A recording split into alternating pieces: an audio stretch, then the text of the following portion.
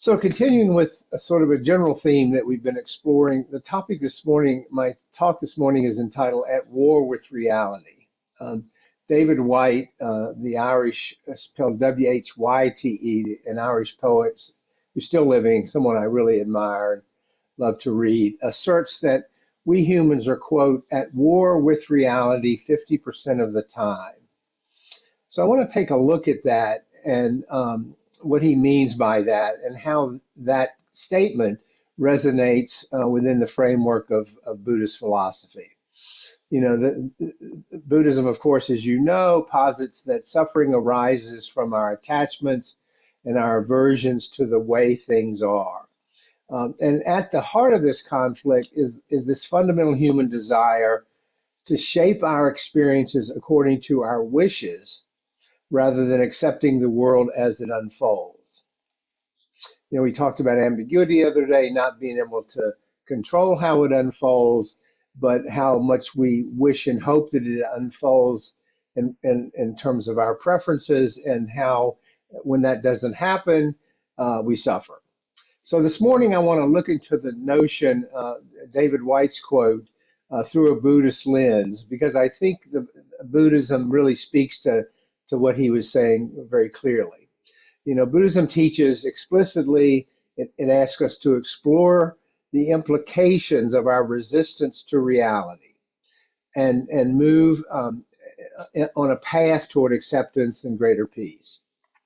You know, in Buddhism, we talk about dukkha, the Pali word often translated as suffering or dissatisfaction, and it really highlights the inherent discontent that arises when we cling to our desires and resist the present moment. Okay, so this dissatisfaction, this inherent discontent arises when we cling to our own desires and resist the reality of the present moment.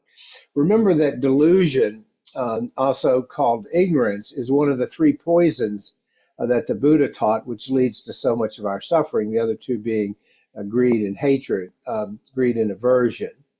And ignorance in Buddhism is not just a lack of knowledge. That's not what he's talking about, that we haven't, read the latest book or aren't up on current knowledge. It's rather a deep-seated perception, misperception, I should say, a distortion of reality.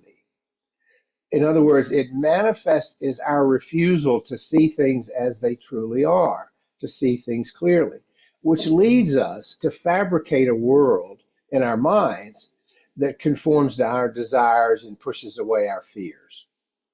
This is what we do. That's kind of our default. And this self-created delusion is sort of akin to living in a dream.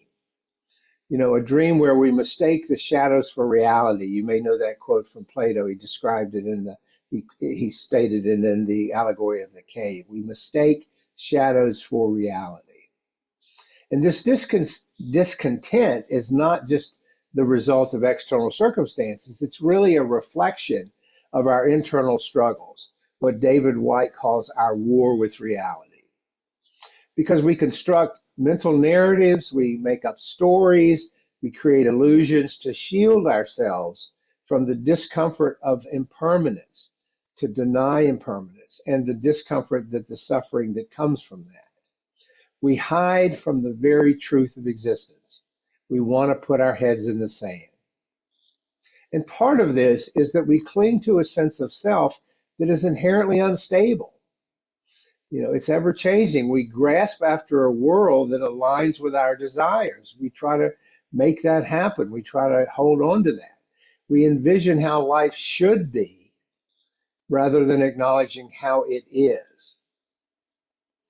And of course, this mental battle that's always going on at some level creates this chasm between our expectations and our actual lived experience. And the gap between our expectations and our lived experience is where frustration and suffering occurs. Because that disparity, the not matching up, is where we suffer. So, as David Whyte says, we seek to only live in 50% of reality that is both positive and reflects how things want to be. As long as my 50% is positive and it's how I want things to be, I can ignore the other 50%, which is reality, which is what I don't want to see. Our mindfulness practice, as you know, asks us to observe our thoughts, feelings, and perceptions without judgment. That means without trying to skew them in our favor. And by looking at those without judgment, we can recognize the patterns of resistance within us that fuel these inner conflicts. We're always resisting reality, and largely unconsciously much of the time. But as I said last week, when we cling to a specific outcome or an idealized version of reality that's of our own creation, as many of us did last week, we become entangled in this web of desire. We just get all tied and knotted up in it. And then when our preferred outcome, our expected outcome, our desired outcome, to which we are so tightly clinging, fails to materialize, we suffer. The bottom falls out. We feel like we've been kicked in the gut. And the tighter we cling and the higher the stakes to that which we're clinging, the greater our suffering. I mean, it's exponential. So the tighter I'm clinging and the higher the stakes that I perceive, and then when it doesn't happen, my suffering is even going to be greater. You know, if it's a little silly thing, my suffering is just a minor annoyance. But when I really invest myself in something big, that's when it really hits us. This suffering blinds us to what is actually the beauty of the present moment. It blinds us to impermanence. We don't want to embrace impermanence. You know, and this clinging that I just alluded to is akin to grasping at the wind. Okay, it is futile, and we persist in our efforts to hold on to it. You can't grab it. There's nothing there. We engage in aversion and pushing away. Another aspect of this, rejecting those things, those parts of reality that challenge our constructed beliefs. Okay, I don't want to hear the bad news. I want to believe everything's okay. You know, whether it's a painful past that we don't want to acknowledge, an uncertain future, and especially the inevitability of death, we push away that which we find unpleasant. You know, we whistle through the graveyard, as the metaphor goes. We just pretend everything's fine. But all this does is strengthen our barriers, our mental barriers against reality, against the truth. And this aversion only deepens our suffering because it's denial of the actual flow of life and all that that entails, especially impermanence. You know, as we talk about here often, from a Buddhist perspective, the antidote to this suffering is the cultivation of acceptance and equanimity.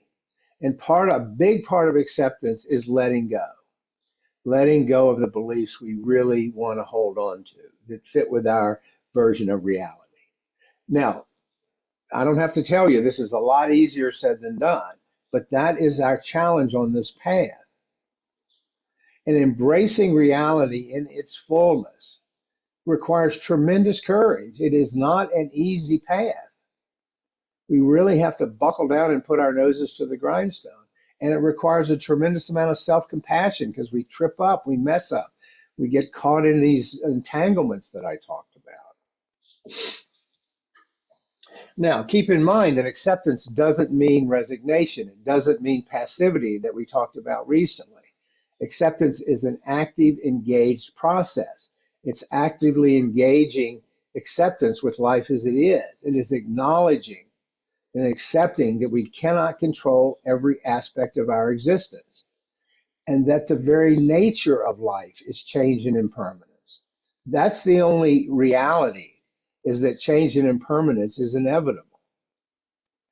And by letting go of needing everything to be as we wish, we touch into the freedom that the Buddha promised. We're not always trying to control things. We're not always wishing away how things should be.